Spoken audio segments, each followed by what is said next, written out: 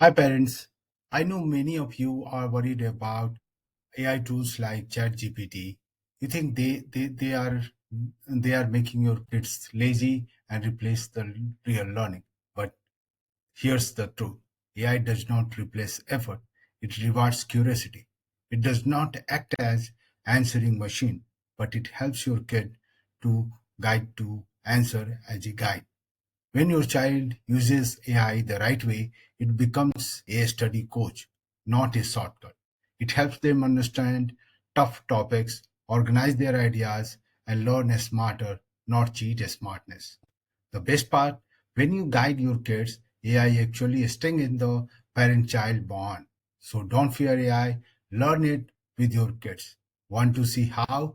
Watch my full video, Parents Don't Fear AI. I have given the link in the description. This is Vivekanand Bharti, an AI practitioner with 20 years of experience in IT field and parents of two kids. Thank you.